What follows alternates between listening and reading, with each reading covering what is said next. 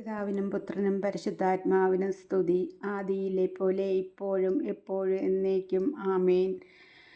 കർത്താവായ യേശുനാഥ, ഞങ്ങൾക്കൊരു ദിവസം കൂടി അവിടുന്ന് ദാനമായി തന്ന കൃപയെ ഓർത്ത് നന്ദി പറയുന്ന കർത്താവേ, ഇന്ന് പ്രഭാതം മുതൽ ഈ രാത്രിയുടെ യാമം വരെ ഞങ്ങളെ പരിപാലിച്ച് അവിടുത്തെ ചിറകിൻ കീഴിൽ ഞങ്ങളെ നടത്തിയതിനെ ഓർത്ത് സ്തുതിക്കുന്നപ്പാ.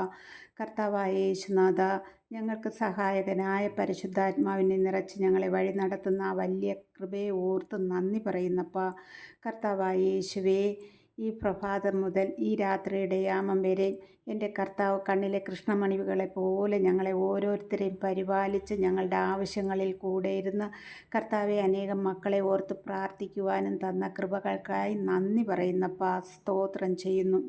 ഒരു ദിവസം ആപത്തോ അനർത്ഥമോ പൈശാചിക തന്ത്രങ്ങളോ ഒന്നും തന്നെ ഞങ്ങളെ തൊടുവാൻ ഇടയാക്കാതെ വണ്ണം ഈ രാത്രിയുടെ യാമം വരെയും പരിപാലിച്ചതിനായി നന്ദി പറയുന്നു.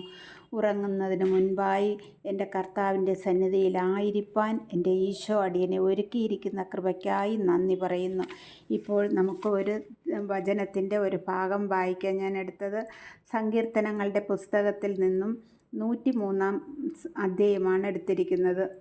എൻ്റെ ആത്മാവെ കർത്താവിനെ വാഴ്ത്തുക, എൻ്റെ അന്തരംഗമേ അവിടുത്തെ വിശുദ്ധ നാമത്തെ പുകഴ്ത്തുക. എൻ്റെ ആത്മാവെ കർത്താവിനെ വാഴ്ത്തുക, അവിടുന്ന് നൽകിയ അനുഗ്രഹമൊന്നും മറക്കരുത്. അവിടുന്ന് നിൻ്റെ അകൃത്യങ്ങൾ ക്ഷമിക്കുന്നു, നിൻ്റെ രോഗങ്ങൾ സുഖപ്പെടുത്തുന്നു. അവിടുന്ന് നിൻ്റെ ജീവനെ പാതാളങ്ങളിൽ നിന്ന് രക്ഷിക്കുന്നു. അവിടുന്ന് സ്നേഹവും കരുണയും കൊണ്ട് നിന്നെ കിരീടമണിയിക്കുന്നു. നിൻ്റെ യൗവനം കഴുകൻ്റേതുപോലെ നവീകരിക്കപ്പെടാൻ വേണ്ടി നിൻ്റെ ജീവിതകാലം അത്രയും നിന്നെ സംതൃപ്തനാക്കുന്നു. കർത്താവ് പീഡിതരായ എല്ലാവർക്കും നീതിയും ന്യായവും പാലിച്ചു കൊടുക്കുന്നു. അവിടുന്ന് തൻ്റെ വഴികൾ മോശയ്ക്കും പ്രവൃത്തികൾ ഇസ്രായേൽ ജനത്തിനും വെളിപ്പെടുത്തി. കർത്താവ് ആർദ്രഹൃദയനും കാരുണ്യവാനുമാണ്, ക്ഷമാശീലനും സ്നേഹനിധിയുമാണ്. അവിടുന്ന് എപ്പോഴും ശാസിക്കുകയില്ല, അവിടുത്തെ കോപം എന്നേക്കും നിലനിൽക്കുകയില്ല.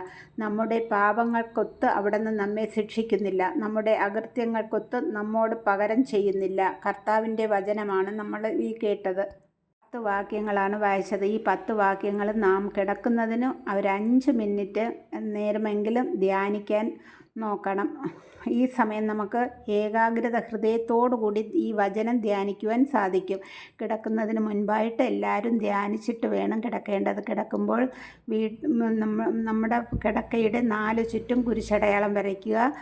അതുപോലെ നെറ്റിത്തടത്തിലും 3 പ്രാവശ്യം കുരിശടയാളം വരച്ച് യൂദന്മാരുടെ രാജാവായ നസ്രയേൽക്കാരനായ ഈശോയെ, ഞങ്ങളെ പെട്ടെന്നുള്ള മരണത്തിൽ നിന്നും കാത്തുകൊള്ളണമേ എന്ന് പറയണം. കർത്താവായ ഈശോനാഥ, സകല തന്ത്രങ്ങളിൽ നിന്ന് ഞങ്ങളെ കാത്തുകൊള്ളണമേ. ആമേൻ.